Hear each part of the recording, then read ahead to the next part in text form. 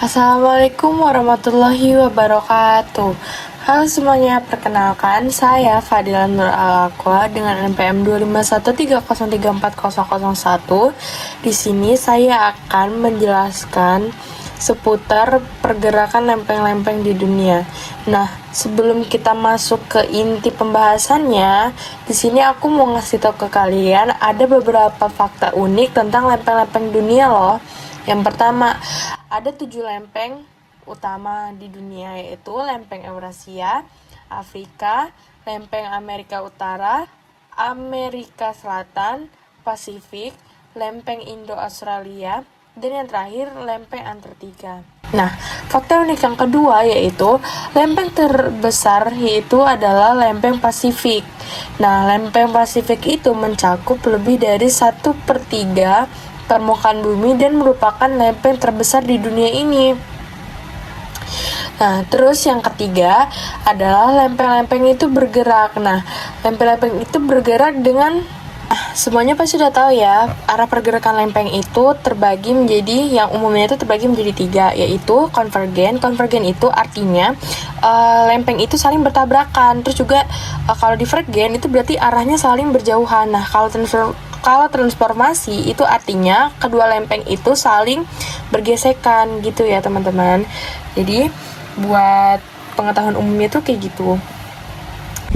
Oke teman-teman, jadi kita masuk ke lempeng yang pertama yaitu lempeng Pasifik. Jadi lempeng Pasifik itu merupakan lempeng terbesar yang ada di dunia. Nah, lokasinya itu ada di Pasifik, sebagian Asia, dan juga sebagian di Amerika. Untuk ukurannya sendiri itu sekitar 155.600 juta kilometer persegi. Nah, untuk pergerakannya itu dia bergeraknya ke arah barat dengan kecepatan 5-6 cm per tahunnya. Nah, untuk fenomena yang terjadi karena adanya lempeng Pasifik itu antara lain adalah Palung Mariana, Gunung Fuji, dan juga Kepulauan Hawaii. Oke, jadi kita masuk ke lempeng yang kedua yaitu lempeng Eurasia.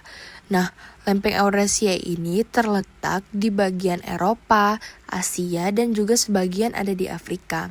Nah, untuk ukurannya sendiri itu sekitar 67.800 km persegi. Nah, arah pergerakannya itu dia cenderung bergerak ke arah timur dengan kecepatan 2-3 cm per tahunnya. Terus, apa aja sih fenomena yang terjadi karena adanya lempeng Eurasia ini? Yang pertama, dia terbentuknya pegunungan Kaukasus. Terus juga adanya Laut Mediterania. Nah, tapi yang paling terkenal karena adanya fenomena konvergen antara lempeng Eurasia dan juga lempeng India adalah pegunungan Himalaya. Oke, yang selanjutnya itu ada lempeng Indo-Australia. Nah, untuk lokasinya sendiri itu ada di India, Australia, dan juga di sebagian ada di Asia. Nah, untuk ukuran lempeng Indo-Australia sendiri itu sekitar 58.900 km persegi. Untuk pergerakannya bergerak ke arah utara dengan kecepatan 6-7 cm per tahun. Nah, terus untuk fenomena yang terjadi itu antara lain pegunungan Himalaya yang terkenal ya, terus juga ada Gunung Gobi dan juga Kepulauan Indonesia. Seperti yang kita semua tahu, Indonesia terbentuk karena adanya pertemuan 3 lempeng tektonik raksasa seperti lempeng Eurasia, lempeng Indo-Australia, dan juga lempeng Pasifik. Nah, sehingga menyebabkan aktivitas vulkanik yang tinggi, banyak yang gunung api, sering gempa, dan juga membentuk kepulauan, yaitu Kepulauan Indonesia. Oke, masuk ke lempeng keempat, yaitu lempeng Afrika. Lokasinya itu ada di Afrika, sebagian ada di Eropa, dan sebagian lagi ada di Asia. Ukurannya itu sekitar 61.300 km persegi. Nah, untuk arah pergerakannya itu sendiri bergerak ke arah utara dengan kecepatan 2-3 cm per tahun. Nah, untuk fenomena apa aja sih yang terjadi di lempeng Afrika ini, yaitu pegunungan Atlas, Gurun Sahara, dan juga Laut Merah. Nah, seperti yang kita udah tahu ya, Laut Merah itu terbentuk karena adanya pergerakan divergen atau saling menjauh antara lempeng Afrika dan juga lempeng Arab yang memisahkan Jazirah Arab dari tanduk Afrika dan masih berlangsung hingga sekarang, sehingga menciptakan pegunungan tengah samudra atau mid-oceanic ridge dan juga gerak bawah laut di dasarnya. Terus kita masuk ke yang kelima, yaitu lempeng Amerika Utara. Nah, lempeng Amerika Utara itu bergerak ke arah barat. Fenomena yang terjadi adalah subduksi dengan lempeng Nazca. Nih kita tahu ya, lempeng Nazca tuh yang ini. Terus juga dia bisa membentuk pegunungan Andes dan ada aktivitas gempa dan juga gunung api gitu. Terus ada juga fenomena seperti pegunungan Rocky yang terbentuk karena peristiwa tektonik besar yang bernama Orogeny Laramide sekitar 55 juta tahun yang lalu.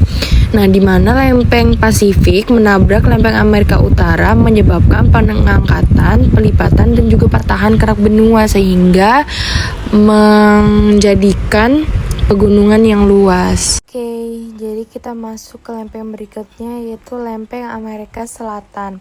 Lokasinya ada di Amerika Selatan, sebagian ada di Amerika Tengah, dan sebagian juga ada di Pasifik. Untuk ukurannya sendiri itu sekitar 43.600 km persegi. Nah, untuk lempeng Amerika Selatan ini pergerakannya itu bergerak ke arah barat dengan kecepatan 2-3 cm per tahun. Untuk fitur geologinya yang terjadi itu ada pantai barat Amerika Selatan dan juga Teluk Guayaquil. Dan yang paling terkenal itu adalah fenomena pegunungan Andes. Nah, untuk pegunungan Andes itu bisa terjadi karena adanya pergerakan konvergen atau tumbukan antara lempeng Amerika Selatan dan juga lempeng Nazca. Nah, untuk Amerika Selatan itu termasuk ke lempeng benua, sedangkan lempeng Nazca itu masuknya ke lempeng samudra, di mana lempeng Nazca itu yang lebih padat menunjam atau subduksi ke bawah, sehingga lempeng Amerika Selatan menyebabkan kerak bumi terangkat dan membentuk pegunungan berapi. Oke, kita masuk ke lempeng yang terakhir, yaitu lempeng Antartika, yang lokasinya itu ada di Antartika. Nah, untuk ukurannya itu sekitar 60.900 km persegi. Untuk arah pergerakannya itu bergerak ke arah selatan dengan kecepatan 2-3 cm per tahun. Nah, untuk fenomena yang terjadi karena adanya lempeng Antartika ini, yaitu pegunungan Transantartika, Gurun Es Antartika, dan juga Laut Weddell.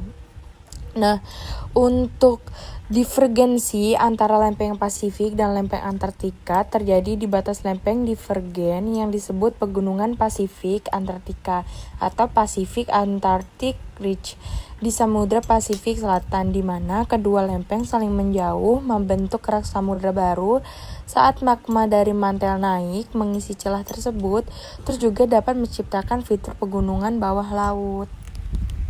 Oke, kita masuk ke beberapa lempeng kecil yang ada antara 7 lempeng besar dunia tadi. Yang pertama itu ada lempeng Juan de Fuca. Nah, lempeng ini gerakannya itu antara lempeng Amerika Utara dan lempeng Juan de Fuca itu bukan gerakan transformasi, melainkan gerakan konvergen atau subduksi. Nah, lempeng Juan de Fuca ini merupakan lempeng samudra yang menunjam ke bawah atau subduksi lempeng Amerika Utara yang merupakan lempeng benua. Zona ini biasa disebut zona subduksi Cascadia. Terus lempeng selanjutnya itu ada lempeng Kokosa atau lempeng Kokos. Nah, lempeng itu merupakan lempeng tektonik muda samudra di bawah Samudra Pasifik yang dilepas pantai barat Amerika Tengah. Dinamai berdasarkan Pulau Kokos yang berada di atasnya itu. Nah, lempeng Kokos itu terbentuk sekitar 23 juta tahun yang lalu ketika lempeng Farallon pecah menjadi dua bagian yang juga membentuk lempeng Nazca. Nah, lempeng Nazca adalah lempeng tektonik minor samudra yang terletak di Samudra Pasifik di bagian tenggaranya. Lempeng ini terkenal karena adanya interaksi dengan lempeng Amerika Selatan yang menyebabkan fenomena geologi signifikan di sepanjang pantai Amerika Selatan.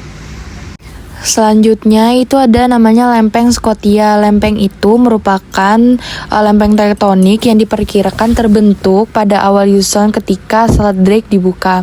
Lempeng tersebut dinamai Laut Scotia yang ada di sana yang melintasi di tepi Atlantik Selatan dan Samudra Selatan. Oke, yang terakhir ini ada namanya lempeng Karibia. Lempeng Karibia merupakan lempeng tektonik samudra yang menutupi Laut Karibia dan Amerika Tengah. Nah, lempeng Karibia itu dikelilingi dengan lempeng-lempeng besar seperti lempeng Amerika Utara dan Selatan, terus juga lempeng Nazca dan Kokos yang menjadikannya wilayah dengan aktivitas seismik dan vulkanik yang tinggi, termasuk busur vulkanik aktif di Antillen kecil.